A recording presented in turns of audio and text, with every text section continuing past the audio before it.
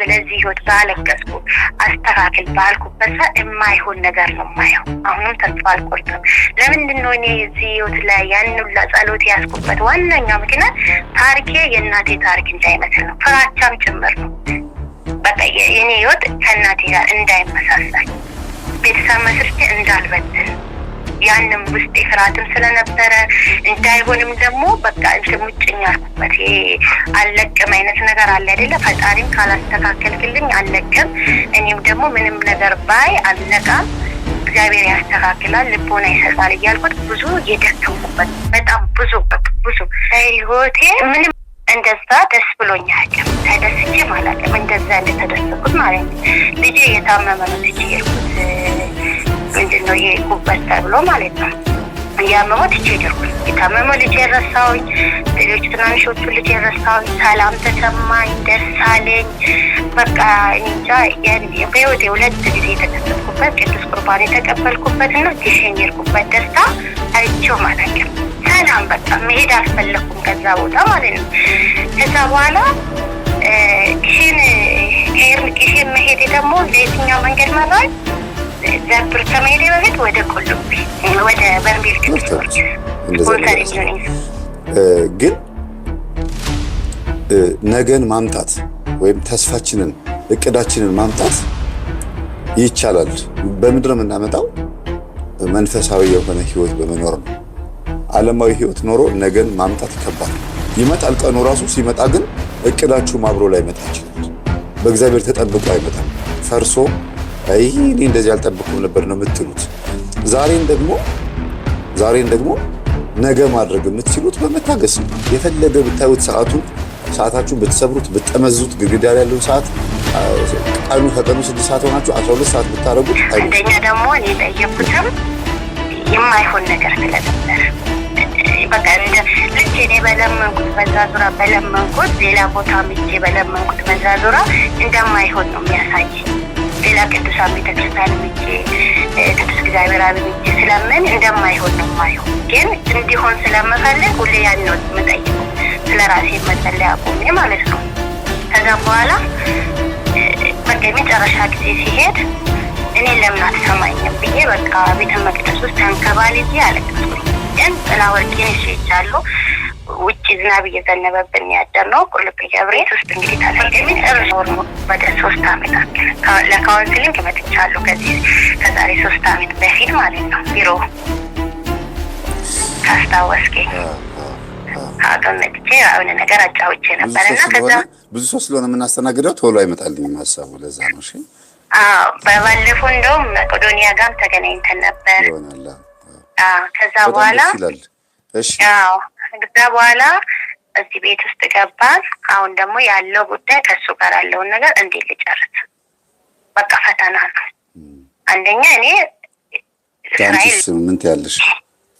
እኔ ብዙ ምስክርነት አለኝ። ግን ዛሬ ሊቀ መላኩን ልመስክር፣ ሁሉንም ልመስክር ካልኩኝ ሙሉ ሰዓት ነው የሚይዘው። ሁሉም ያልደረሰልኝ ቅዱሳን የለም፣ ያልደረሰልኝ መላክ የለም። ሁሉም ደርሶልኛል። እግዚአብሔር ይመስገን። መስመር ላይ ያለሽው አንዴ መስመር ላይ ቆይ። የማፍቀር ልጅ እሺ፣ ሚውት አድርጊ። እሺ፣ ቀጥይ። እኔ ወለተ ኪዳን እባላለሁ። እሺ፣ በመጀመሪያ የመላኩ የቅዱስ ገብርኤል የቁልቢውን ልመስክር፣ ከዛ ወደ ዘብሩ እመጣለሁ። እና ከዛሬ 8 ዓመት በፊት ቁልቢ ሄጄ ነበርና ቁልቢ ሲሄድ በሙሉ እምነት ነው የሄድኩት። ስለሰሚሉ ስለሚባል ይሰማኛል፣ እመሰክራለሁ፣ ያደርግልኛል ብዬ በሙሉ ልቤ ሄድኩኝ። ከዛ ሄጄ ስለቴንም ነገርኩት፣ ልመኔን ለምኜ ጸጥ አለኝ። አልተመለሰልኝም ማለት ነው። ጠበቅኩት። ከዛ የሆነ አመት አቋርጬ ተመልሼ መሄድ ጀመርኩኝ። 3 ዓመት በተከታታይ ሄድኩኝና ግን ስለቴን ይዤ እሄዳለሁ። በሄድኩበት ጊዜ ስለቴን ይዤ እሄዳለሁ ሁሌ ማለት ነው። በአመቱ ሲሄድ ስለቴን ይዤ እሄዳለሁ። 4 ዓመት በተከታታይ 3 ዓመት በተከታታይ ሲሄድ ጥላ ወርቁም ጸዋፉንም ዕጣኑንም ሁሉንም ይዤ እሄዳለሁ። የተሳልኩትም ማለት ነው እንደደረሰ ያደርግልኛል ብዬ በእምነት። ግን እሱ ምክንያት አለው ለካ እኔም ማስተማር ፈልጎ ነው። አንደኛ ደግሞ እኔ የጠየቅኩትም የማይሆን ነገር ስለነበር በቃ እንደ ልክ እኔ በለመንኩት በዛ ዙራ በለመንኩት ሌላ ቦታ ምጄ በለመንኩት በዛ ዙራ እንደማይሆን ነው የሚያሳየኝ። ሌላ ቅዱሳን ቤተክርስቲያን ምጄ ቅዱስ እግዚአብሔር አብ ምጄ ስለምን እንደማይሆን ነው የማየው። ግን እንዲሆን ስለምፈልግ ሁሌ ያን ነው የምጠይቀው፣ ስለራሴ መጸለይ አቁሜ ማለት ነው። ከዛም በኋላ በቃ የመጨረሻ ጊዜ ሲሄድ እኔ ለምን አትሰማኝም ብዬ በቃ ቤተ መቅደስ ውስጥ ተንከባልዬ አለቀስኩኝ። ግን ጥላ ወርቄን ይዤ ሄጃለሁ።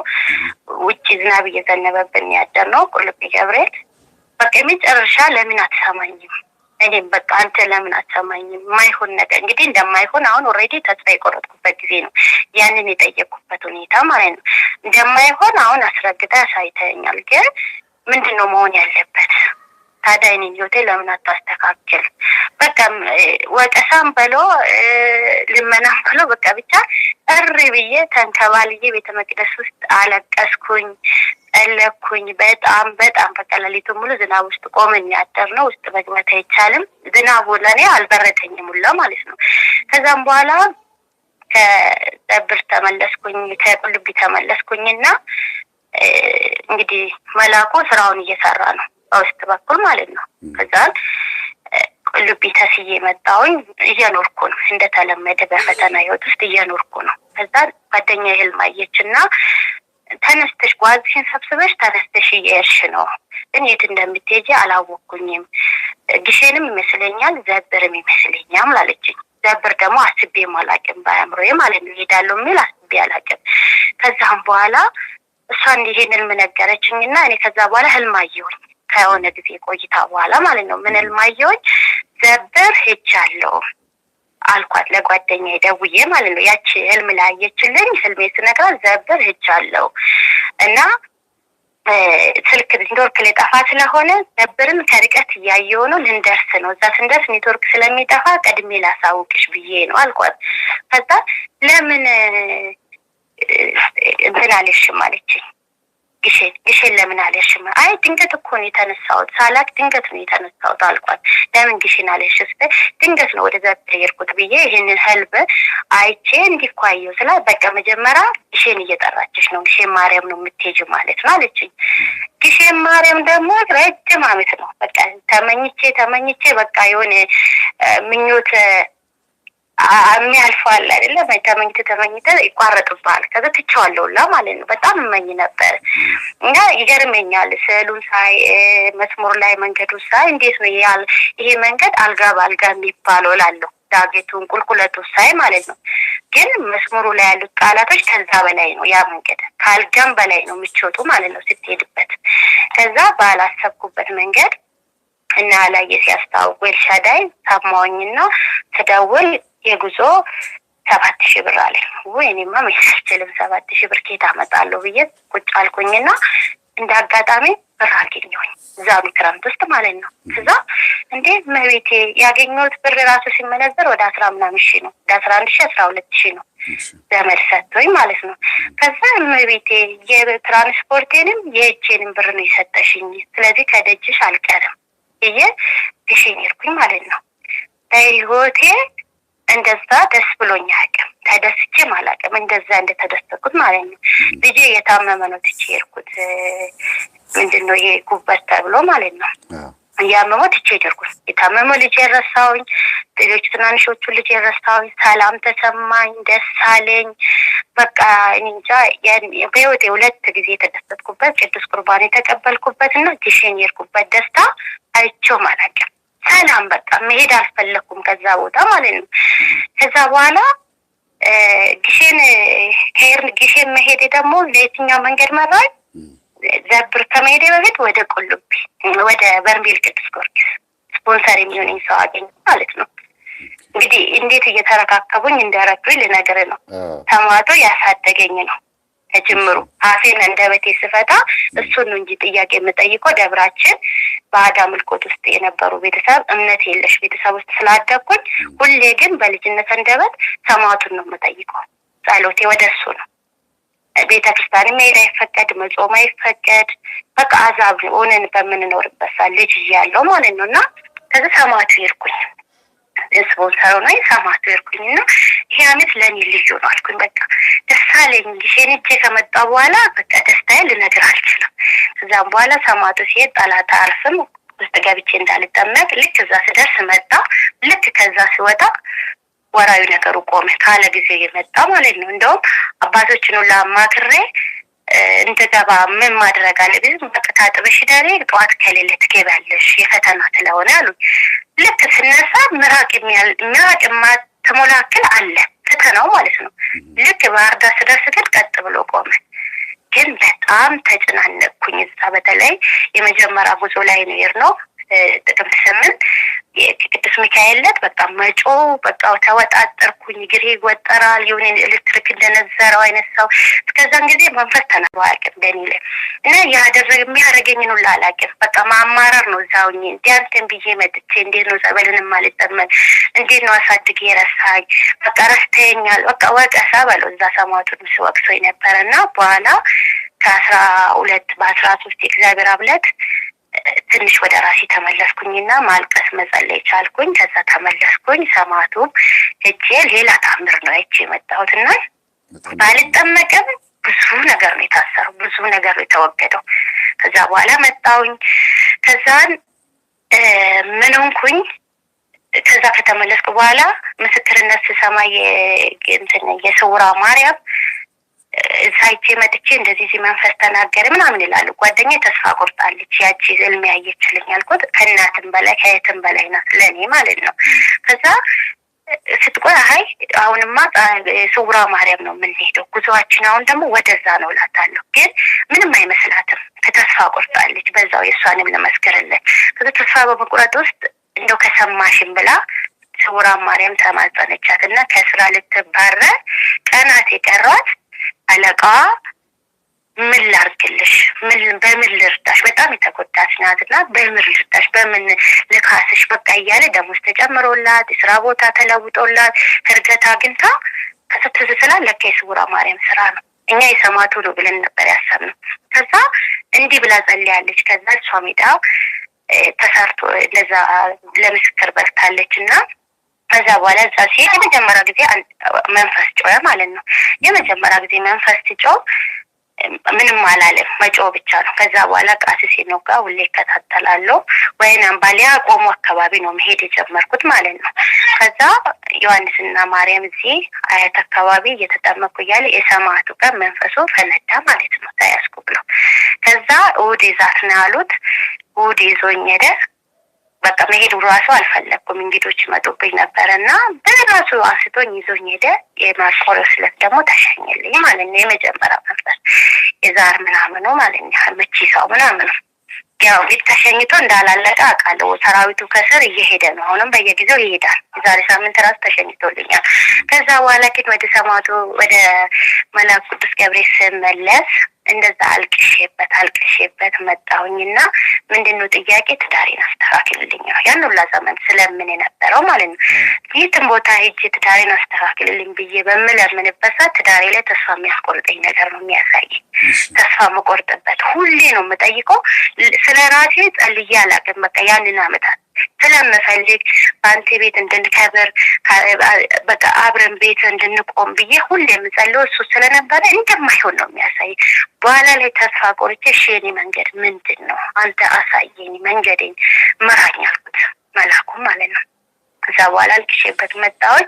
ከሰማዕቱ ከተመለስኩ በኋላ በዕለቱ በቅዱስ ገብርኤል ዕለት እሱ ታሰረ፣ የልጆች አባት ማለት ነው። እንግዲህ መታሰር ጥሩ አይደለም፣ ግን ምክንያት አለው እግዚአብሔር። እዛ ስታሰር የሆነ ቤት የተገዛ ነበረ። በዛም እዚህም ብዬ በተለይ በጣም ትልቁ ፈተና ደግሞ የቤት ኪራይ ውስጥ በነበርኩበት ሰዓት ቤት ኪራይ በአግባቡ ስለማንከፍል ጦርነት ነው፣ ሁሌ ችግር ነው። ከዛ በኋላ ከዛ ቤት ኪራይ ወጥተን ወደዛ መልአኩ ወደ ሰጠን ቤት ገባን።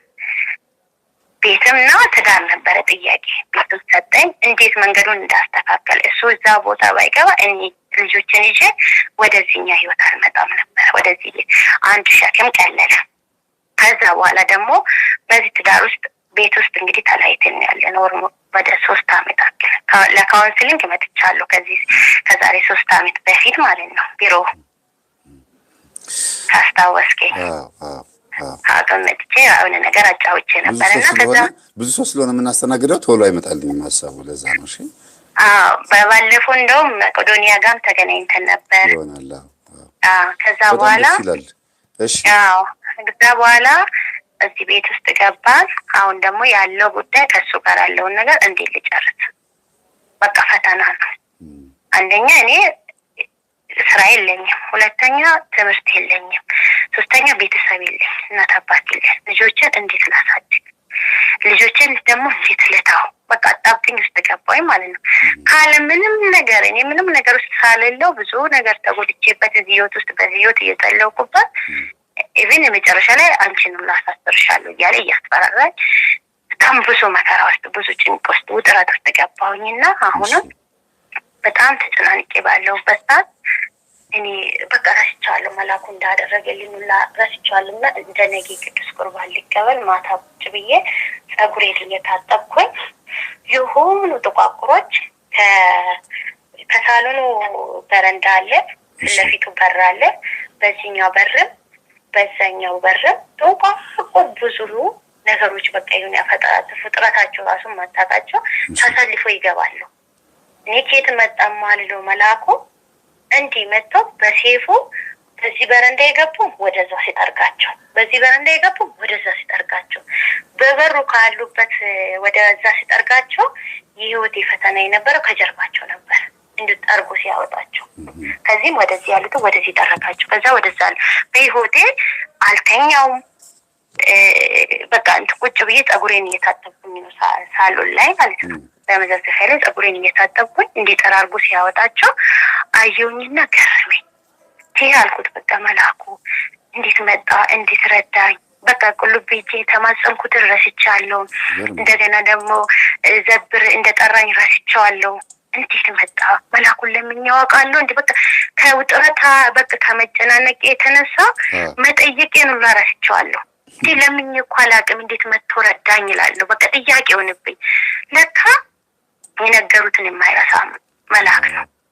እኔ በቃ እኔ አእምሮዬ ይበላሽ እንጂ እሱ አልረሳኝም። እና ከዛ ጠራርጎ ሲያወጣች እንግዲህ አስቦ እዛን ጋር በዕለተ ቀኑ ነው ያ ነገር የሆነው። እዚህ ጋር ደግሞ የመጣውን ነገር ደግሞ እንዲህ በአካል ተገልጦ የያዘው ሴፉ ራሱ ቅዱስ ሚካኤል ሳጥናኤል ረግጦ እንዲህ ሊወጋ ያለው ሴፉ አለ አይደለ? እንደዛ አይነት ሴፍ ነው። እንዴ ቅዱስ ገብርኤል እንደዛ አይነት ሴፍ ያዛል እንዴ? ቅዱስ ገብርኤል ከእሳት ሲያወጣቸው የነበረው እንትንም መስቀል ነው ይዞ የመጣ። ይሄ ሴፍ ይዞ አለው ስዕሉ ብዬ በጣም ስፈልግ ነበር። በቃ ቅዱስ ገብርኤል በቅዱስ ሚካኤል ሴፍ ነው የጠረጋቸው ብዬ ነበር ያሰብኩት። ግን ያንኑ ስዕል ደግሞ እዚሁ ደብሬ ላይ አሳየ። የራሱ ያንን ሴፍ የያዘበትን ስዕል አየሁት። በቃ ልብሱ ይሁን የምናውቀው ልብስ ነው፣ ግርማ ሞገሱ። ከዛ በኋላ ገርሞኝ በቃ እንትን አልኩኝ። እየተጠመኩ ባለበት ሰዓት ያው ታውቃለህ የኛን ነገር በየጊዜው አለ።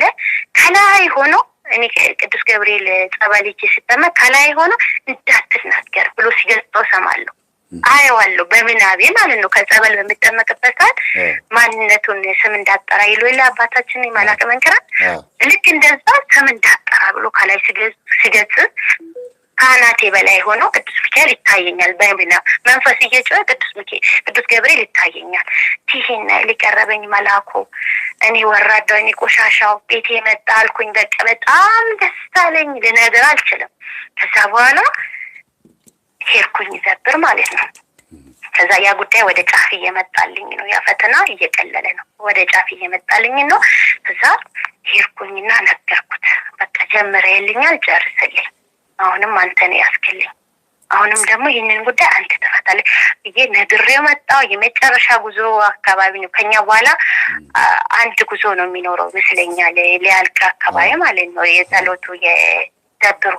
ልክ ሂጄ ከዛ ተመልሼ በራሱ በዕለተ ቀኑ የፍርድ ቤቱ ፍቹ ነገር አለቀ። ታምሮ ማለት ነው። ኦኬ አሁን ይሄ ቆይ እንደ ጥያቄ ማለት ነው የፍቹ ስላለቀ በዕለተ ቀኑ ስለተፋታሽ እንደ ገብርኤል ስራ ነው ብለሽ እንድትያረገሽ ምንድን ነው መልበለጥ? አሁን ይኸውልሽ አንዳንድ ጊዜ እግዚአብሔር ያልፈቀደው ትዳር በግድ የኔ ካልሆነ ብሎ የሙጤ ማለት ከዛ ጋር መጣላት ነው። ግን ይሄንን እንዴት የእግዚአብሔር ስራ ነው ብለሽ አሰብሽ? ስለተፋታሽና የለተቀኑ ስለሆነ በለተቀኑ ስለተፋታው የሱ ስራ ነው ብዬ ያሰብኩት። ብዙ ጊዜ ይህ ሰው ገብርኤልን እወዳለሁ፣ ገብርኤልን አመልካለሁ የሚል ሰው ነው። በብዙ ነገር ውስጥ ያለ ሰው ነው። ብዙ ጊዜ ማለት ነው ይሄ አካል ራሱ ማለት ነው እንደ ገብርኤል የምወደው የለም የሚል አካል ነው። በዛ ላይ ደግሞ እኔ ያን ሁሉ ዓመት ቁልቢ እየሄድኩኝ ሐምሌ ሁሌ እየሄድኩኝ በሙሉ በቃ አብረን ሁላ እንሄዳለን። ይሄው ታየለ እንዴ ለምንድን ነው የማታስተካክለው? ያን ሁሉ ዓመት አስተካክል ነው ስጠይቅ የነበረው እንዲስተካከል ነው። እዛ ብቻ አይደለም ቅዱስ እግዚአብሔር አምላክ አቡዬ ገብረ መንፈስ ቅዱስ ጋርም ተስያለሁ። ያልተሳልኩበት ቦታ የለም ለዚህ ህይወት ማለት ነው። ልክ በዛ ልክ እኔ በለዚህ ህይወት ባለቀስኩ አስተካክል ባልኩበት ሰዓት የማይሆን ነገር ነው የማየው። አሁንም ተስፋ አልቆርጥም። ለምንድን ነው እኔ እዚህ ህይወት ላይ ያን ሁሉ ጸሎት ያስኩበት ዋናኛው ምክንያት ታሪኬ የእናቴ ታሪክ እንዳይመስል ነው። ፍራቻም ጭምር ነው። በቃ የኔ ህይወት ከእናቴ ጋር እንዳይመሳሰል ቤተሰብ መስርቼ እንዳልበትን ያንም ውስጥ ፍርሃትም ስለነበረ እንዳይሆንም ደግሞ በቃ ሙጭኝ አልኩበት። አለቅም አይነት ነገር አለ አይደለ? ፈጣሪም ካላስተካከልክልኝ አለቅም፣ እኔም ደግሞ ምንም ነገር ባይ አልነቃም፣ እግዚአብሔር ያስተካክላል፣ ልቦና ይሰጣል እያልኩት ብዙ የደከምኩበት በጣም ብዙ ምንም በቃ ዛሬ ጉድጓድ ቢገባ ለዚህ ህይወት መብቃቱ የማይቆጨኝ ነገር ማለት ነው። እስከ መጨረሻ እስከ ጥግ ድረስ የሄድኩበት ነው። እንዴ አንቺ ምንድነው ሰው አይደለሽም እንዴ እስክባል ድረስ የማይገባሽ ነሽ እስክባል ድረስ በቃ ተረግጬ የኖርኩበት እና እንደማይሆን እግዚአብሔር አሳይቶኝ አይደለም። ዛሬ ደግሞ ለነገር ቅዱስ እግዚአብሔር አብ ገዳም እያለሁ የመጀመሪያ ገዳም የሄድኩት ቅዱስ እግዚአብሔር አብና ኪዳነ ምሕረት ናት እና ያኔ በትውውቅ ባለንበት ሰዓት ገዳም በነበርኩበት ሰዓት በህልሜ ምን አየሁኝ?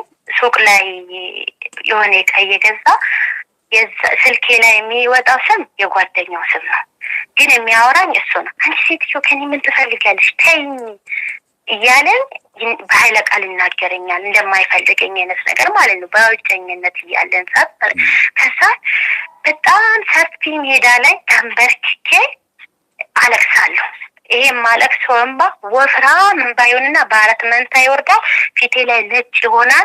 ከዛ ተንበርክኬ እያለቀስኩ የኬኔቶ ሲቀቀል ያረረው ገብሶ አለ አይደለም እንደፋው እሱን ወደ አፌ እየጨመርኩኝ ነው ማለቅሰው ማለት ሜዳ ላይ ምድረ በዳ ሜዳ ላይ ማለት ነው። እሱ ወደ አፌ በቃ ያንን ለቅሶ በእውን ነው ያለቀስኩት።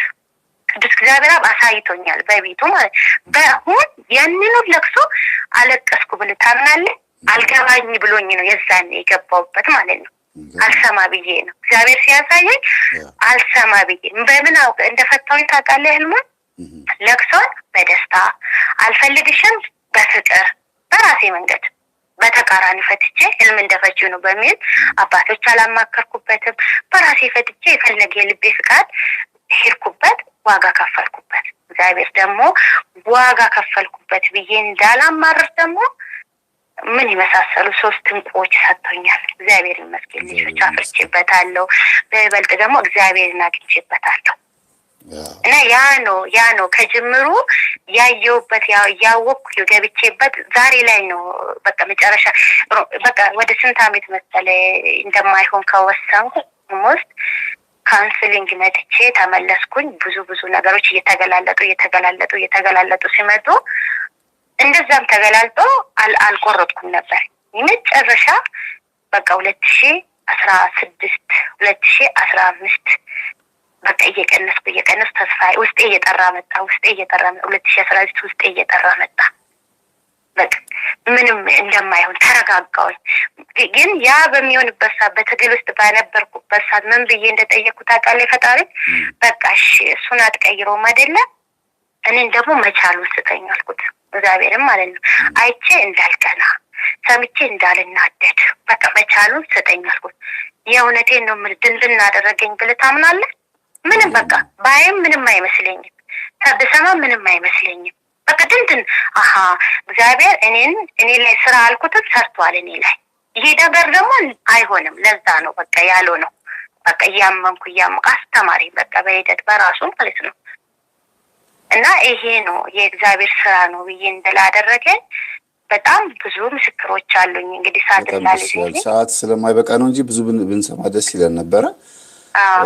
እንግዲህ እግዚአብሔር ባወቀ ይሄን ያክል ድረስ ሄዶ እግዚአብሔር ከረዳሽ ወይም ቅዱስ ገብርኤል ያደረገው ብለሽ የምታስቢ ከሆነ አንዳንድ ትዳሮች እስቲ ጥያቄ ነው የምጠይቅሽ፣ ባጭሩ ነው የምትመልሽልኝ።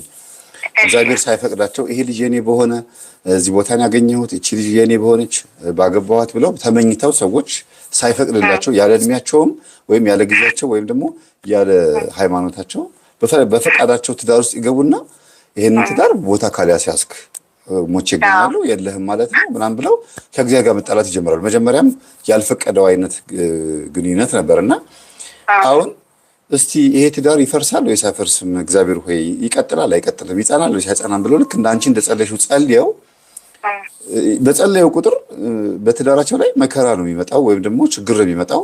እግዚአብሔርን በተማጸኑት ቁጥር እንዲያውም ያሰቡት ሐሳብ ተቃራኒ ነው የሚሆንባቸውና ምንድን ነው ብለው መፍትሄ ፍለጋ ወደ ፓስተሮች፣ ወደ ሌላ ቦታ፣ ወደ ጠንቋይ፣ ወደ ደብተራ ይሄዳሉ።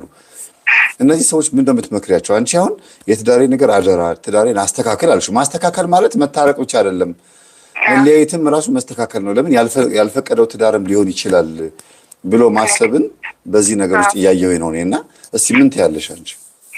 እኔ እውነት ለመናገር ከራሴ ተሞክሮ እንዳወቅኩት መጀመሪያ የትኛውም ነገር ከማድረጋችን በፊት መጀመሪያ ልባችን ከመስጠታችን በፊት እግዚአብሔርን መጠየቅ አለብን። መጀመሪያ ታንገባበት ማለት ነው። እኔ ስህተቴ እሱ ጋር ነበር ከገባሁበት ነው በፍቃዴ ከገባሁበት ሲሆን 25% ከሄድኩበት በኋላ ያንን ህልም ሳይ እንኳን ነው አልኩት አይደለም። ግን መጀመሪያ ልቤን ሳልሰጥ ሳልመኝ ህይወት የኔ በሆነ ብዬ ባልል ያንን ነገር መጀመሪያ ፈቃድ እግዚአብሔርን ጠይቄ አንተ መንገድ አሳየኝ ብዬ ባልኩ ኖሮ ይሄ መንገድ ተፈጥሮ ይሄ ውዝግብ ውስጥ አንገባም ነበር። የፈራሁትም አይደርስም ነበር። ያንን የእናቴን ታሪክ አልደግምም ያልኩት ነገር አይመጣም ነበር በእኔ ህይወት ላይ። በቃ ትልቁ ጥላቻ ከኔ ከየት አምጥቼው እንደሆነ አላውቅም። እንደ እናቴ አልሆነም። የእናቴን ታሪክ አልደግምም። በቃ ይሄ ያስኩት ያንን ነው። እና ይሄ ሰው ደግሞ በማን በኩል ቢመጣ ጥሩ ነው? በራሷ በገዛ እናቴ በኩል ነው የመጣው። እናቴን ብዬ በሄድኩበት ነው ይህን ሰው ያገኘው። መንፈሱ ምን አደረገው? ልክ እኔ የምጠላውን ነገር አዘጋጅቶ በቃ ጠበቀኝ ማለት ነው። እኔ ደግሞ ያዛኔ ያን አይል የማውቀው ነገር የለም። በጣም ትክክል፣ ደስ ይላል። በዚህ አጋጣሚ ቤተሰቦቼ እህታችን ከተናገረቻቸው ሀሳቦች ተነስቼ ሁለት ነገር ጣል ላድርግ። ማለት በማማከር አገልግሎት ውስጥ መምህር ከባለቤቴ ጋር አስታርቀኝ ብለው መጥተው ወንዶቹም ሴቶቹም ይመጣሉና ላስታርቃቸው ሚስትየውንም ባልየውንም አናግራለሁ። የመጣችው ሴቷ ከሆነች ወንዱን ሄጄ በደንብ አድርጌ አናግሬ ለማስታረቅ ሞክራለሁ። ከአንድም ሶስቴ ተገኝቼ ግን አንደኛ የኛ የምናስተምረውን ትምህርት ተረት ተረት ነው ብሎ ባልየው ወይ ሚስትየዋ ይተውናል ማለት አይሰሙንም። ሁለተኛ ጉዳዩ ይሄ የሚጣሉበት ጉዳዩ ስር የሰደደና እኔ ልፈታው ማልችለው ፍርድ ቤት ድረስ የሄደ በደም ተቆስቁሶ መርቅዞ የወጣ የሚሸት ቁስል ሆኖ ነው የሚገኘው ችግራቸው።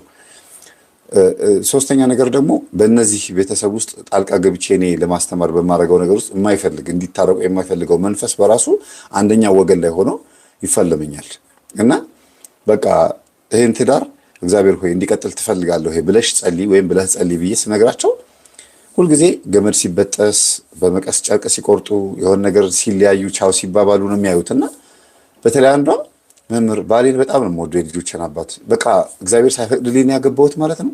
የልጆች አባት ሆኖ ሊቀጥል አይችልም ማለት ነው። የልጆች አባት ነው ግን ባልሽ ሆኖ መቀጠል አይችልም።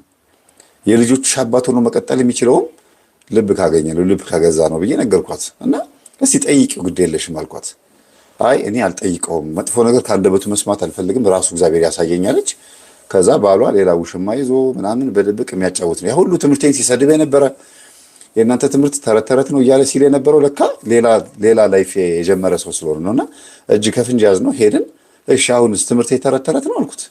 ይሄውን አንተ ያደረከው ነገር ሚስትህም ከአንተ ጋር ለማስታረቅ የመጣሁበት ርቀት ይሄ ሁሉ የምፋለመው ተረት ተረት ነው። አሁን እኮ ይሄ ገጠመኝ ሆኖ ይቀርባል አልኩት። ጸጥ ነው ያለው። ስለዚህ ይኸውልህ እየተኖረ ያለን ህይወት ተረት ተረት ነው ብለህ የምታስብ ከሆነ አሁንም ተረት ተረት ነው የምትኖረው አንተ ራስህ። ስለዚህ ለልጆችህ አባት መሆን አልቻልክም፣ ማነው ለሚስትህ ባል መሆን አልቻልክም። የልጆችህ አባት ለመሆን ግን አንድ ጊዜ ይኖርሃል።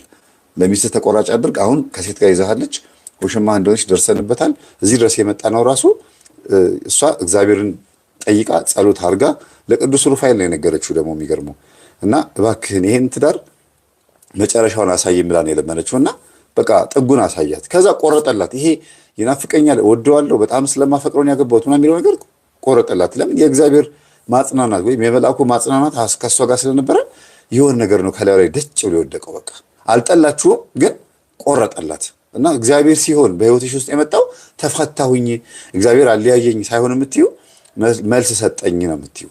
እና ይሄ በጣም ትልቅ ነገር ነው። እውነት ነው መምህር። እኔ አሁን ተፋታው ብዬ በፊት እግዚአብሔር ያፋታል ማለት ሳይሆን እግዚአብሔር የሆነ ህመም የሆነውን ነገር መድኃኒት እንደሰጠን ነው፣ ለሱም ለእኔም ማለት ነው መዳኛ መንገድ እንደሰጠን ነው። ምክንያቱም ሰው በፍቺ እንዴት ሰው እግዚአብሔርን ያመሰግናል ሊል ይችላል። ግን እዚህ ጋር ዋናው ነገር ፍቺው ሳይሆን የኛ ሰላማዊ ህይወት መኖራችን ነው። አብረን ሆነን ሰላም ካልሆን ዋጋ የለውም። ተፋተን ደግሞ ተመስገን የምንል ሰዎች ከሆነ ድረናል ማለት ነው። ሁሌ እኮ ሰላም የሌለበት ቤት ውስጥ እኮ እግዚአብሔር አይመሰገንም። ሁሌ ታማርራለህ። ስለዚህ ያልሆነ የማይሆን ነገር ህይወትን ሲያቋርጥ እግዚአብሔር አንተ ተመስገን ካልክ ያ የምታመሰግንበት ህይወት ነው ልኩ ማለት ነው፣ ትክክለኛው ነገር። እና በዚህ አጋጣሚ እኔ ለካውንስሊንግ አንዴ ነው የመጣሁት። በጓደኛዬ ግፊት ትምህርቱንም ቢሆን ልጠፋ አለማዊ ለመሆን በወሰንኩበት ሰዓት በሱ ተነስቼ ማለት ነው። ምን አይነት አባባል ነበር እሱ? እዚህ ምድር ላይ ስኖር አንዴ ነው። እኔ ራሴ ህገ መንግስት ያለኝ ሰው ነኝ። መጨናነቅም አልፈልግም። ማንም በህይወቴ ውስጥ አያገባም የሚል አመለካከት አለው ሁሌ ማለት ነው። እስቲ ቤተሰብ ጣልቃ ገብቶ ይውልኝ በሚልበት ከዛ እኔ ምን አመጣኝ አሰብኩኛ እኔ እንዴ ሁለቴ ነው እንዴ እኔ ስምኖረው እኔም ስኖር አንዴ ነው ብዬ አለማዊ ለመሆን ራሴን አዘጋጀሁት። ጥፍር ቀለም አልቀባም ነበር። ጥፍር ቀለም መቀባት ጀመርኩኝ። ጥፍር መለጠፍ ጀመርኩኝ። ፀጉሬ ዊግ አያውቅም ነበር። ዊግ ያውም ከለር ዊግ ተሰራውኝ። በቃ ብቻ ራሴን ሪላክስ ለማድረግ እኮ ነው። ከመንፈሳዊ ሰንበትን ቤተክርስቲያን አልቀርም ነበር። ቀረውኝ ይዞኝ ሊጠፋ ነበር መንፈሱ ማለት። ከዛ ምን ይመጣብኛል? የመምህር ግርማ ቪዲዮዎች ሲመጡ ይጨንቀኛል። ቶሎ ብዬ ነው ኤክስፕሎር የማደርገው ቶሎ ብዬ እንደው ፍጥነት የራሱ ልነግር አልችልም ሲጨንቀኝ። በፊት ግን እግራቸው ስር ቁጭ ብለን ተምረናል፣ ተጠምቀናል። ሲዲያቸውን አሳደን ነው የምናየው። ነቅሎ አለማዊ ሊያደርገኝ በፈለገበት ሰዓት ማደረሰልኝ ያንተ ትምህርት በማን በጓደኛዬ መንገድ ማለት ነው። እባክሽ አዳምጪ፣ የራሽን ታሪክ ታገኛለሽ እባክሽ ስትለኝ እስከ 38 አዳምጥና አቆማለሁ፣ እሞክርና አቆማለሁ። በጣም ብዙ ታገልኩኝ ለማዳመጥና ወደ ተግባር ለመግባት ራሱ ማለት ነው። እሷንም በጣም ፈታተንኳት። እኛም በምትመክርበት ሰዓት እሷ ጋር ይሄድና መንፈሱ እሷን ከጸሎት ያስተጓጉላታል። እና እንዲህ እያልኩኝ ግን እግዚአብሔር በራሴ ህይወት ውስጥ ትምህርቱን አዳምጬ ራሴን እንዳገኝ ችግርን እንዳቅ ከዛ በኋላ ደግሞ በመጨረሻ መንፈሱን አጋልጦ ለመንገድ ያስተካከለኝ ለቤቱ ልጁ እንዲሆን የመረጠኝ።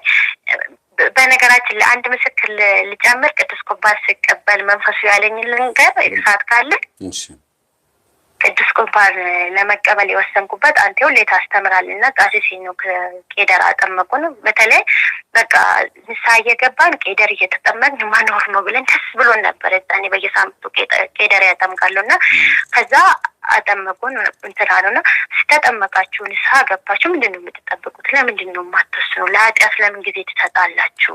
ምንድነው የምትጠብቁት? ጳጳስም እኮ ይሳሳታል፣ ሞኖክሲዮም ይሳሳታል። ግን እግዚአብሔር እኮ ንስሐ አዘጋጅቶልናል። ለምን አትወስኑ? ንስሐ ገብታችሁ ቄደር ተጠምቃችሁ ለምን ወደ ተግባር አትገቡም ብሎ ሲያስተምሩ ጆሮ የገባ። ከዛ ቆሜ ራሴን አየሁት። ግራ ቀኝ ፊቷ ላይ ናየሁኝ። በቃ ኦሬዲ እዚህ ህይወቱ በህግም ባንፈታ ኦሬዲ ተለያይተናል፣ አልጋም ለይተናል፣ ቤት ውስጥ ማለት ነው። ለልጆች ብለን ነው የነበረው። በዛ 3 አመት ለልጆች ብለን ኖረናል። ከዛ በኋላ ወሰንኩኝና እዛ እግዚአብሔር አብ ያልኩት አባት አሉ፣ ልክ እንደ መላከ መንክራት ጸጋ ያላቸው አባት ሄድኩኝና አማከርኳቸው። እዚህ ንስሐዬን ጨርሼ ሄድኩኝ። ያውቃሉ ሁሌ ችግሬን አማክራቸዋለሁ። እችላለሁ ግን አልኳቸው ትችያለሽ አሉኝ። እሺ አልኩኝና ሄድኩኝ። ገዳም እዛ ነው የምቀበለው ብዬ ማለት ነው በኪዳነ ምሕረት ቀን። ከዛ ተዘጋጅቼ ምንድነው ከዛም በኋላ ውስጤ ፍርሃት ስለነበረ ስለ ቅዱስ ቁርባን ከቪዲዮ እየሰማሁኝ ነበር።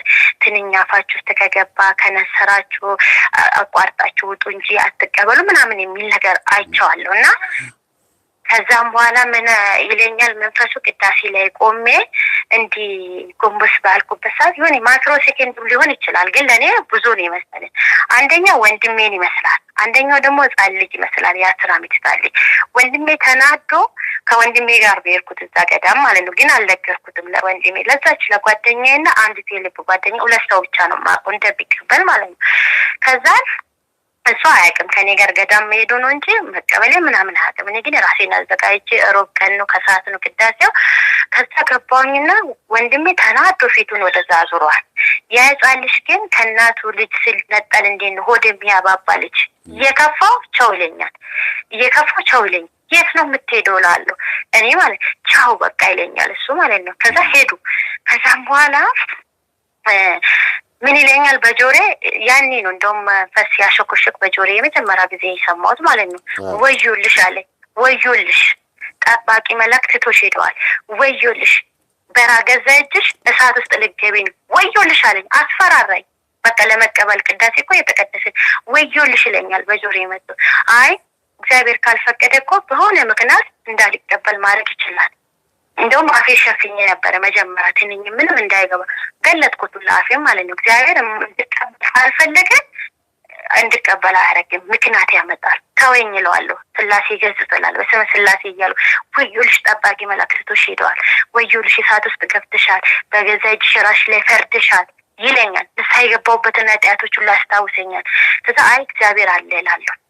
ከዛ እንዲህ የተማገጥኩኝ ከመንፈሱ ጋር ቅዳሴ ሰዓት አልቆ ድርጎ ወርዶ ቀጥ ያሉኝ ከጎን ያሉትን ማወች ማለት ነው። እሺ አልኩኝ። የእውነት ቅዱስ ቁርባን ሰግቼ ቀና ስል መሬቱ ከፍ አለብኝ፣ ወደ ራሴ ቀረበ፣ ወደ ላይ እግሬን በጣም ከፍ አድርጌ የቆምኩ ነው የሚመስለኝ። ከዛ ለስጋ ደግሞ ሰግጄ ተቀብዬ ጸበል ጠጥቼ ተመለስኩኝና እኔ ማወይ ዝክር አላቸው ኪዳነ ምሕረት ነው ከኔ ጋር አሉና እዛው ገዳም የሚቀመጡ ናቸውና ዝክሩን ተቀብዬ ገባሁ። በቃ አሁን ራሴን ነው እያዳመጥኩ ያለሁት። ምን እየሆንኩ ነው? ምንድነው እኔ ላይ አዲስ ነገር የሚፈጠረው? በቃ እያልኩኝ ማለት ነው። ምክንያቱም እግዚአብሔር ባይፈቅድ አይሆንም፣ በሱ ጋር ነው። እሱ ካልፈለገ ነስር ሊመጣ ይችላል፣ ይሁን እንከን ይመጣል ብዬ አስቤያለሁ። ለይቱላ ሳልተኛ ነው ያደርኩት። ፍራቻ ህልም ላይ ራሱ እንዳይመጣ ሙሉ ሰውነቴን ቅባ ቅዱስ ተቀብቼ ከሰማሁት አንጻር ፈተናዎቹን ከሰማሁት አንጻር ማለት ነው። ከዛ በኋላ ገብቼ ተኛውኝ። ማንም አላወቅም። ነጭ ለብሻለሁ። የሚያውቁት ሰው ያውቃሉ፣ ግን ወንድሜ ያላወቀ። ከዛም ተኛውኝ። ገዳም ገብተን ጸበልተኞች የሚቀመጡበት አለ። ተኝቼ ሕፃን ልጅ አራስ ስታቀፍ እንዴት ነው እንደዛ ታቅፌ የተኛው ይመስለኛል። ለዛ ነው የዛን ቀን ያየሁት ደስታና ግሼን ያየሁት ደስታ በህይወቴ አይቻላቅም ያልኩት ለዛ ነው። እንደ ሕፃን ልጅ ታቅፎ ሰው እንዴት ነው በቃ ሁሉን ራስን ጥለ በሆነ እጅ ላይ ታቅፌ የተኛ አይነት ስሜት ነው የሚሰማኝ። ማዛ የራሴ ጠረን፣ የራሴ ላብ ጠረን በቃ እንዴት ነው በቃ አእምሮዬን የሚያረካ ያንን አሁን እንኳን ቅዱስ ቁርባን ሲቀበል ያንን ማዛ ካልመጣልኝ ምንድነው ያጠፋሁት እላለሁ። ለራሴ ለሰው እኮ ላይታወቅ ይችላል። ለራሴ አካሌ ደስ ይለኛል። በቃ የኔ ላይ ያለው ጠረን ማለት ነው። ተለየ ሽቶ ተቀብቼ ምናምን አይደለም። በቃ የራሱ የቻለ የሆነ ጠረን አለኝ እዛን ቀንና ደስ የሚል የሚያረካ አንጀትን የሚያርስ ሰላማዊ ፍጹም ሰላማዊ በቃ እኔ በምን ሰው እንግዲህ ያ ቦታ ላይ ካልሆነ ይሄ ነው ብትል ላይገባው ይችላል። ተረት ነው ሊሉ ይችላሉ። እኔ ያንን ሰላም አየሁኝና ከዛ በኋላ ለካ እንዲህ ብሎኝ እኔ አቋርጬ እንዲወጣ ነው እንዴ? ከዛ በኋላ ይሄ ሁሉ ሰላም ያለው፣ ይሄ ሁሉ እርጋታ ያለው፣ ይሄ ሁሉ መጽናናት ያለው። ከዛ በኋላ እኮ ፈተናዎች ተራራ የሚያክል መጥቷል። ግን እግዚአብሔር በመቀሰት እንዴት እንደሚያሳልፈኝ አላውቅም። በቃ ራስን ስጥ አርጋ ያጥፋ የሚል ፈተናዎች በህይወቴ ውስጥ መጥተዋል። ግን በሆነ አጋጣሚ ማይክሮ ሰከንድ አትቆይም ያቺ ጭንቀት ሲያሳልፍ እንደ ማዕበል ነው የሚያሳልፍልኝ እና ካለሱ የኖርኩበት አመት ራሱ እየቆጨኝ መጣ። ከዛ በኋላ እየኖርኩበት ስመጣ እያጣጣምኩ ስመጣ ከክርስቶስ ጋር መኖርን በእውነት ሁሉም ሰው ይሄንን ስሜት ማዳመጥ አለበት ነው የሚለው። ይሄንን ህይወት መኖር አለበት ለሁሉም ሰው የምመኘው ህይወት ነው ይሄ። መረጋጋት ትላለ፣ ተስፋ ትላለ፣ ፈተና ሲመጣ ልብ ሙሉ ይሆናል። ምንም ሳይኖር ትደሰታለህ። ምንም ሳይኖር እኔ አሁን ስራ የለኝ ግን ልቤ በደስታ ይሞላል እና የቅዱስ ቁርባን ተአምር እኔ በስመ አብ ተናግሬም አልጨርስም። የሰጠኝ ሰላም የመጣውን ፈተና እግዚአብሔር እንዴት እንደማባል እንዳሳለፈው በዙሪያ ያሉ ሰዎች ያውቃሉ። አንቺ አልፈሽዋል ይሉኛል። ያንን ጨለማ አልፈሽዋል፣ ያንን ወጥመድን ተሻግረሻል ያውቃሉ ምን ያህል ከባድ እንደሆነ። ለኔ ልክ በዙሪያ የሚያዩት ይጨነቃሉ። አንቺ ግን እንደዚህ የዚህ ፈተና ውስጥ ሆነሽ ሰውነትሽ እንዲሆነው አምርሽ የምትሄጂው አንቺ ምን አይነት ሰው ነሽ? እግዚአብሔር ለአስችር ነው አይሰጥም የሚባለው ነገር እውነት ነው ይሉኛል። በጣም ይገርማል። እንዲህ አይነት ነገሮችን ብዙ ጊዜ ባካችሁ በአጀንዳ በምናምን ነገር ከትባችሁ ያዙ፣ ወይም በቮይስ ምናምን አስቀምጡ። ታሪካችሁን የሚያዳምጥ ሰው ይማርባችኋል የሚል መልእክት አስተላልፌ ነው የምሰናበትሽ። በጣም ነው የማመሰግነው። እግዚአብሔር ያክብርልኝ። እሺ ተባረክ። እሺ መምህራችን፣ እሺ አመሰግናለሁ። እግዚአብሔር ይስጥልን። ተባረኩልኝ። እሺ ወለተ ኪዳን ብላችሁ በጸሎት አስቡ። እሺ ወለተ ኪዳን እናመሰግናለን። እሺ እሺ እሺ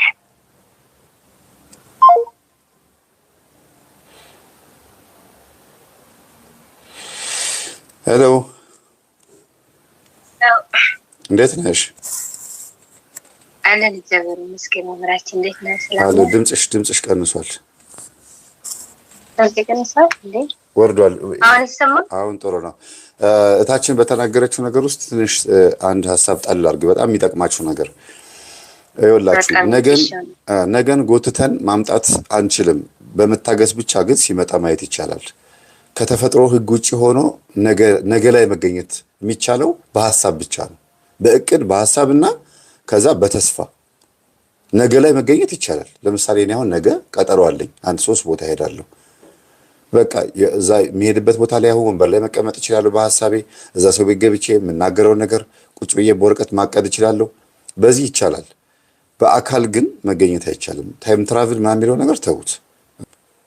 ዋናው ትልቁ ጉዳይ የተፈጥሮ ሂደትን ጊዜን መጠበቅ ያስፈልጋል። እግዚአብሔር የሚሰራበት ጊዜ ማለት ነው በተዘዋዋሪ መንገድ እና መጎተት የምንችለው ምኞትና ተስፋችንን እንጂ ተፈጥሮን አይደለም። እና አግብቻለሁ ብላችሁ የምታስቡ ሰዎች ካገባችሁ በኋላ ትዳራችሁ ምን ይመስላል?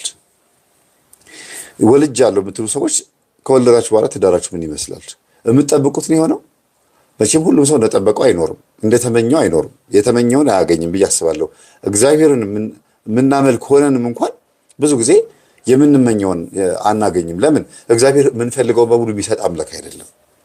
የማይጠቅመንን ነገር የሚነፍግም ነው። የሚጎዳንን የሚያጠፋንን ከእጁ ከፍቅሩ ከአባትነቱ ከልጅነታችን የሚያስወጣንን ነገር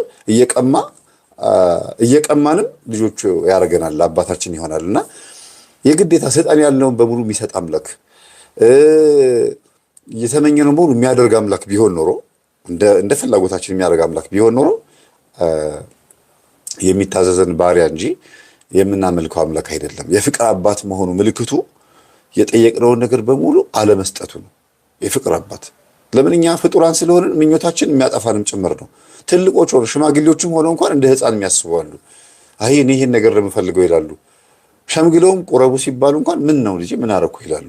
ስለዚህ እንደ ሕፃን ነው፣ ገና አልነቃንምና እግዚአብሔር የፍቅር አባትነቱ ፍቅር ሲባል እኮ እንደው ሁሉንም ሰው በመውደድ አምላክ ሆይ እባክህ እኔን አድርግልኝ ስለው እሺ ልጅ እያለ የሚሰጥ አምላክ ማለት አይደለም። የፍቅር አምላክ ማለት የፍቅር አባት ወይም አባት ትክክለኛ አባት የሚባለው ወይም እናንተ ለምሳሌ ለልጆቻችሁ አባት ብትሆኑ እናት ብትሆኑ ትክክለኛ ወላጅ መባላችሁ ጥቅሙ ምንድነው? ልጅ ሲያጠፋ መቅጣት፣ ስጡኝ ያለውን ነገር ትክክል እንዳልሆነ መንገር፣ ትክክል ከሆነ ደግሞ እንካ፣ ሲበዛበት አይ በዝቶብሃል መጠኑን መንገር ነው ወላጅነት፣ ትክክለኛ አሳዳጊነት ምልክቱ።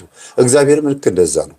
እና የተመኛችሁትን ነገር በሙሉ አምጣ ብላችሁ እግዚአብሔር የይነቅሽ የሆነ ስጦታ ይሰጣችኋል። የይነቅሽ ማለት ይሄው አምጣ እያልሽኛል፣ እስቲ ውጭ ሀገር ልሂድ፣ አረብ ሀገር ልሂድ፣ ወይ እንደዚህ ስራ ልስራ፣ እስቲ አይሆንም እያልኩ ስከለክልሽ በሰው አድሬ አልሰማልሽኝ አልሰማልከኝ ይልና እንካ እስቲ ሞክረው ይልና ይሰጠናል። በዛ በሰጠን ነገር ዋጋ እንከፍላለን። እንዴ እግዚአብሔር አለ ይሄን ትዳር ይሰጠኝ፣ እግዚአብሔር አለ ይሄን ውጭ ሀገር እንድመጣ ያደርገኝ፣ ለምን እንደዚህ ልጆች የተበላሹ? አሁን አንዷ አውሮፓ ውስጥ ግሪክ ነው የምትኖረው። ባለፈው ግሪክ ውስጥ ያለ ገጠመኝ አቅርቤላችሁ ነበር አይደል? ጎረቤቷ መምህር ተስፋዬን ተዋወቂ ብላ አስተዋውቃት ታሪኳን ነገረችኝና በቃ ውጭ ሀገር ሄጄ ግሪክ ገብቼ ምናምን ደስ የሚል ህይወት መኖር ነበር የምፈልገዋች። ግን እዛ ሄዶ ልጆቿ ጥሩ አይደለም የሆኑት። የእነንትና መፈክር ይዘው ባንዲራ ይዘው ምናምን የሚወጡ ልጆች የሆኑባት በምክንያቱም ገጠመኙን ሰምታ የኔ ልጅ ብቻ አለች ሌዝቢያን የሆነችው የጎረቤቴም ልጅ ሌዝቢያን ሆናለች፣ ስለዚህ እህቴን ማትረፍ አለብኝ ብላ የገጠመኙ ባለቤት ባለፈው ያቀረብኩላችሁ ገጠመኝ ባለቤት ገጠመኙን ሰጣት። አዳምጪ ይሄ የኔ ታሪክ ነው ግቢና ገጠመኝ ስሚ ብላ ገፍታ ሄዳ በራን ኳኩታ ነው የነገረቻት። ከዛ በቃ ራሷን ያዘች። እኔ ከሀገር የወጣሁት እኮ እግዚአብሔር አሳክቶልኝ ስለቴን ሰምቶኝ ነው የመጣሁት፣ እንዴት ልጆች የተበላሹ? ሁሌ ጥያቄው ይሄ ነበረ። አሁን ግን ልክ ትምህርታችን ስታዳምጥ አሃ ለካ እግዚአብሔርን ካልሄድኩ ብዬ ጭቅጭቄው እንደገናም ደግሞ እግዚአብሔር ዘግይቶብኛል ብዬ ጠንቋይ ጋር ሄጄ ደግሞ ደብተራ ጋር ሄጄ ደግሞ ትንሽ እስቲ በሱ ልሞክር ከሁለት አንዱ ይሳካል ብዬ በመናፍስቱም ሞክሬ ነበረ። ስለዚህ ጣልቃ ገብቶ ልጆቼን ያበላሸብኝ ይሄ የኔ ጣልቃ ገብነት ነው ብላ አሁን እግዚአብሔር ይመስገን ልጆቿን ትሪት እያደረገቻቸው ነው። ከሌዝቢያንነትና ከሰዶማዊነት ወጥተዋል። ግን ትምህርቱን እያዳመጡ ገና አልተጠመቁም፣ ንስሐ አልገቡም፣ ምንም አላሉም። ግን ከዛ ኃጢአት ወጥተዋል። እና አንዳንዴ ትዳሯን ራሱ በቃ እግዚአብሔር አልፈቀደላትም ነበረ። በዛ ህይወት ውስጥ እንድትኖር ራሱ አልፈቀደም እግዚአብሔር። በራሷ ግፊት ሄዳ አግብታ መከራዋን ስታይ የነበረች ሰው ነች። ልክ እግዚአብሔር ማምለክ ስትጀምር ባለቤቷ እሄዳለሁ አለ። የውጭ ዜጋ ነው፣ የዛው የግሪክ ሰው ነው። እወጣለሁ። ወዴት የምትወጣው? አይ በቃ እዚህ ቤት ከዚህ በኋላ መኖር አልፈልግም። እንዴ እግዚአብሔር ቤቴ ሲገባ ባሌ ከቤት ይወጣ በጣም ይወደኛል አለች። የምትወደው በቃ ያው ቢዋደዱም ይጣላሉ፣ ይታረቃሉ። እንትን ነው ይሄ እንዴት ነው ቆንጆ ስለሆነች ሰው አይንካብኝ የሚል ቅናተኛ ፈረንጅ አለ አይደል? እንደዛ ነገር ነውና በቃ ከአንቺ ጋር መኖር አልፈልግም ማለት በቃ የእነዚህ ውስጥ የሚባሉት ጣዖታት መንፈስ አድሮበት ነው ብላ የግሪክ ውስጥ ያሉትን ጣዖታት ቆጠረችና የእነዚህ ቤተሰብ አይደል ድሮንስ አልፈልገውም ብላ ተወቹ። እግዚአብሔር ቤቷ ሲገባ ባሏ ከቤት የሸሸው መጀመሪያም እግዚአብሔር ያልፈቀደው ስለነበረ ነው። እና አንዳንዴ በጣም ጥንቃቄ ማድረግ ያለብን ስንፋታ ከቤተሰብ ከትዳር ላይ ስንፋታ፣ በእርግጥ ሰይጣንም ይሄን ተንኮል ሊያደርግ ይችላል። ግን ስንፋታ እግዚአብሔር ፈቅዶ ነው ማለት ነው ብለን ብቻ ሳይሆን እንደመደመው ትዳሬ ላይ ምንድነው ያንተ ሐሳብ ፈቃድህ ምንድነው ብሎ መጠየቅ ያስፈልጋል ማለት ፈልጌ ነው። የሚሰጣችሁን ደግሞ መቀበል ያስፈልጋል። የግዴታ የምትፈልጉትን አትጠብቁ። በቃ ባልሽን እጅሽ ላይ ጥልልሻለሁ ብቻ ሳይሆን ማለት ያለባችሁ ከእግዚአብሔር ጋር በፍቅር እንድትኖሩ የማይሆን ትዳር ውስጥ ገብታችሁ ከነበረ ሊያፋታ ሁሉ ይችላል። እግዚአብሔር ሊያለያይ ሁሉ ይችላል። እንደዚያ ነገር አለ። የዳዊት ትዳር ለምሳሌ እግዚአብሔር ያልፈቀደው ትዳር ነበር አይደል እንዴ? ከቤርሳቤህ ጋር ኦሪዮንን አስገድሎ ቤርሳቤህን አግብቶ ነው የኖረው። ከሷም ወልዷል። ከሜልኮልም እንደዚሁ ትዳር ከተባለ እየኖረ ነበረ፣ ወልዷል ከሚስቶቹ። ግን ደግሞ አስቡት አቢጊያ ደግሞ የምትባል ደግሞ የተባረከች ደግሞ ባሏን ብትለው ብትመክረው ግራም ያጋባ ባል ነው የነበራት። ጠጥቶ የሚናገረውን የማያውቅ ንጉሥ ዳዊትን የዘለፈ በተናገረው ቀን በራሱ በተናገረው በርግማኑ የሞተ ማለት ነው የአቢጊያ ባል የነበረ። ዳዊትን ግን ጎንበስ ብላ እግር አጥባ አብልታ ጠጥታ ባለቤቴን እባክህ ማረው የሚናገረውን አያውቅም፣ ሲጠጣ የሚናገረውን አያውቅም ብላ ዳዊትን ትሪት ስላደረገችው ዳዊት አቢጊያን አገባት ማለት ነው። ባሏ ከሞተ በኋላ አቢጊያ ወደ ንጉሥ ቤት መጣች። ለምን? እግዚአብሔር ዋጋዋን ከፈለላት ለመልካምነቷ ሲል።